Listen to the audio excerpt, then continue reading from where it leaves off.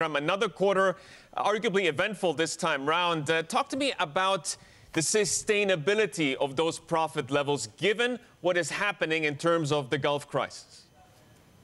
Well, sustainability is the name of the game. Banking is always long-term. The economic stability of the country, the financial stability of the country has been the core essence of the game. A proactive support for the local banks has been profoundly continuing. And that's the trigger for us to make sure that our long-term vision and our asset allocation strategies are getting redefined from plan A to plan B. Irrespective of the changing dynamics, an institution has to perform in sustainable form and substance. And that's what Doha Bank is all about. And Qatari financial institutions are driven with considered commitments to achieve the long-term sustainability in real order. Give us a sense of how exposed you are to the Gulf crisis. You pointed out at some of the strong fundamentals in the Qatar financial system, which have come under pressure. But in terms of you as Doha Bank and your exposure to business coming out of the Gulf, business coming out of the United Arab Emirates specifically? Well, the cross-border has been substantive in total terms. But if you look at the bilateral trade between UAE and Qatar, it's over $2 billion, predominantly export from Qatar to UAE in terms of LNG. And bilateral trade between Qatar and Saudi Arabia is 525 million, and Bahrain is 125 million, Egypt is 1.1 billion. That's not going to destabilize in any form. Overall, if you look at it, the bilateral trade, our investments is a counterparty risk, and financial institutions have to have plan B. And that's what we managed to do. The country, in substance, whether it's a supply chain disruption or cross-border flows, they managed to, well respond to plan B. And the financial institutions have to realign the business model. That's what we do. If you look at our business model, as an institution, we have branches in India. We are concentrating on it. We have in Kuwait. And international global trade finance has been a bigger opportunity. Asset allocation strategy has been the core change we have made from lending to investments. That has paid very good results.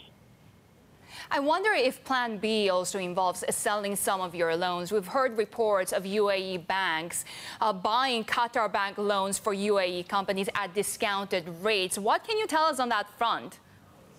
Well, it's a part of the commercial banking business, isn't it? When you have to create local market liquidity, for example, UAE, why should I hold foreign currency assets? So I have to necessarily make sure I create local market liquidity and maintain my asset base. That's pure compliance process, and it's not significant for me to worry about. And we keep doing it. It's a normal part of banking business.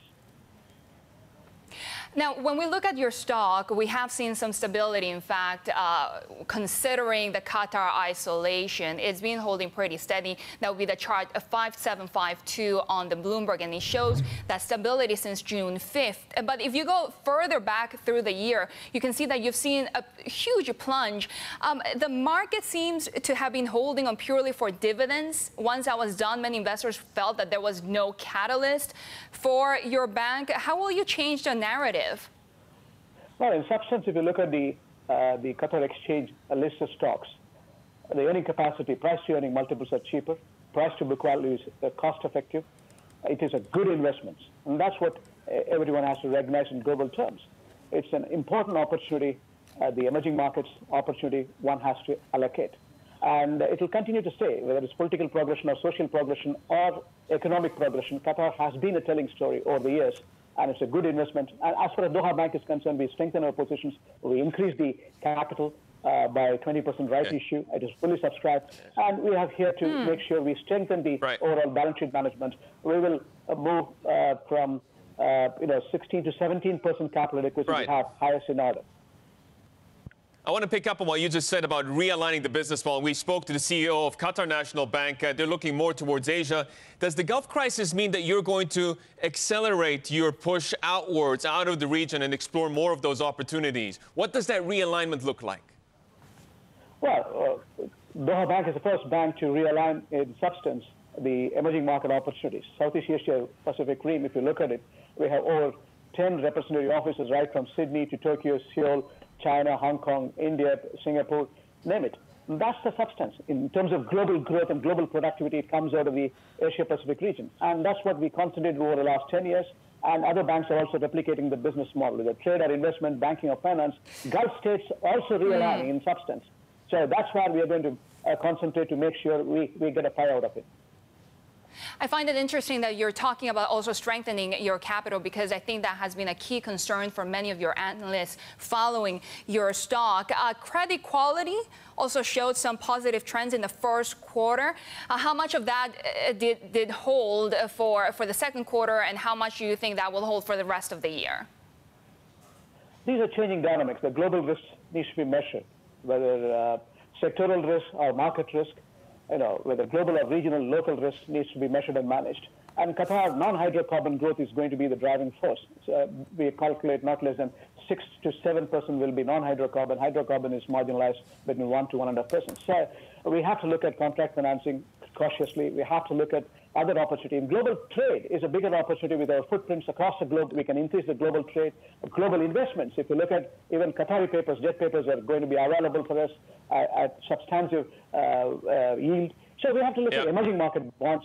So plenty of opportunities for us to change the dynamics of our asset allocation model and make the most out of it. Very briefly, how concerned are you about the liquidity situation, given the level of interbank rates and the interbank lines, the state of that? Well, proactive sovereign support plays a big role. Central bank has got enough cash, $40 billion cash plus gold reserves. Country itself has got net external assets plus reserves over 2 times of the GDP. They can liquidate externally and bring in more investment inflows to the local market liquidity. And that's what central bank is engaged in. It's a considered drive to make sure the banking system is stable and functional.